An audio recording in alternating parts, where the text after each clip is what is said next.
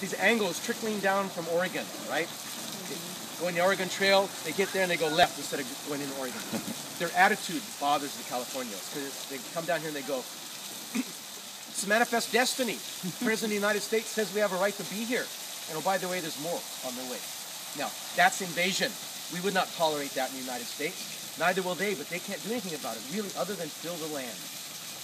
That's going to be their method. They're going to fill it as fast as they can, vast holdings of land, so when manifest destiny really gets here, they can say, in all honesty, sorry, land's all spoken for, I don't know where you're going to go.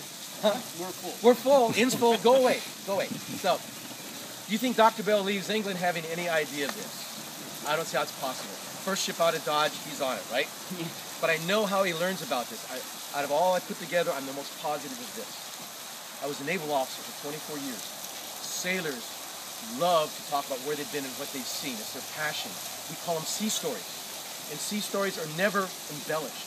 It's always God's truth, right? If you believe that, you've never met a sailor. So, I know Dr. Bale is on the Harriet, maybe just hours, certainly within a week.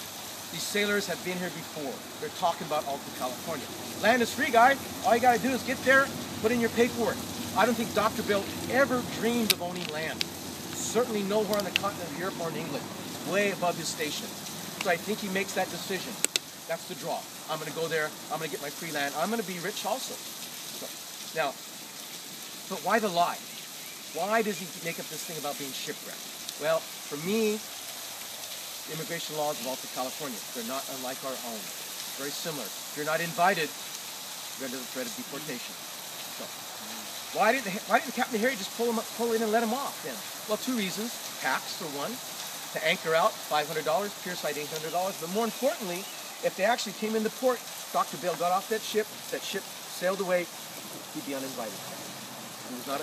Now there are Anglos, coming down from Oregon. They're not allowed to come this far west. They're kept sequestered pretty much up in the Sierra foothills, like around Susanville. They're not physically constrained, but as good as that. They're not allowed to leave that area. You have Yankees that are living in Monterey. They're retired merchants and sea captains. Very prominent individuals who've been invited to stay. Now, Dr. Bale's very well coached by somebody. You're going to see he's got all the right answers to all the questions. I'm going to guess it's the officers through the hair. He knows what he's got to do. So he comes ashore. He is now shipwrecked. What do I do with that? I'm the Al-Qaeda. You don't mind being Dr. Bale for me? I don't mind. You don't have to get wet? Thank God. I just need to talk to somebody. Hypothermia, yeah. no. So, he comes ashore. He is shipwrecked.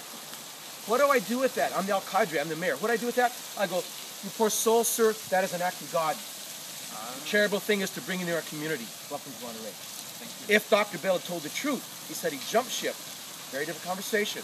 Tell me, Dr. Bale, why did you jump from that ship? Maybe you murdered somebody on board? No. Maybe you have a criminal past you're running from? No. You're a spy and a terrorist and you work for John C. Fremont. See, it's a very hostile line of questioning.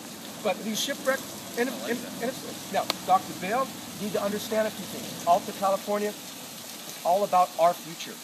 Whatever happened in your past makes no difference to us here whatsoever. We don't care.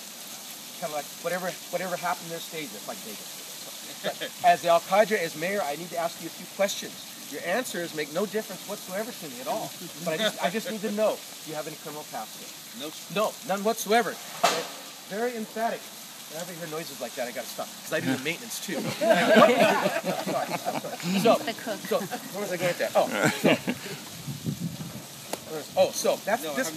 This is important because that's the first thing we got to establish. If you're going to own land, we got to establish if you have any criminal past. We cannot Google Dr. Edward Kennedy.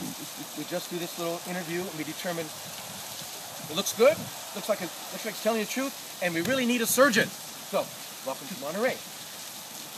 8 months later, Dr. Bale meets a young Mexican woman. Her name is Maria Ignacia Sorbianes. Before they can be married, Dr. Bale has to agree to do something. I think it takes him probably a New York minute. He has to become a Catholic. Dr. Bale is an Anglican. Okay. He does that at the drop. Does that as not the Henry VIII. does that at a drop of a hat. So now he is a Catholic. Now you don't have to be married to be a Catholic. So why does he choose to go down that road? So happens that Maria's uncle is a gentleman known as Don Mariano, or to his friends Mariano Guadalupe Vallejo, or at that time in his career, Governor General Vallejo. Dr. Bale just has married in the most prominent family in Alta California, way, way, way above his station.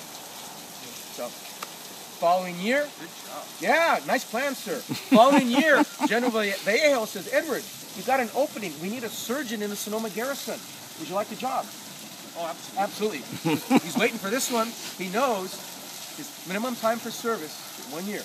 He's going to serve in the California militia for 1 year. Unlike our own military, when he is mustered out, he's now a citizen. All three requirements.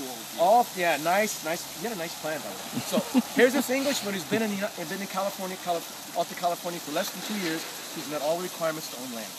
And for me, this is the kicker. I know, because this is when it comes to issuing land grants, Alta California, only 2 individuals could do this. South of Monterey, it fell into the jurisdiction of the jefe political governor, who resided in the Pueblo of Los Angeles.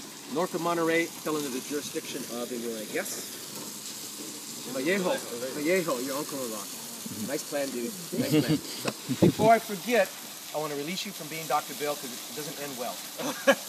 Back out while I'm remembering now. Okay. So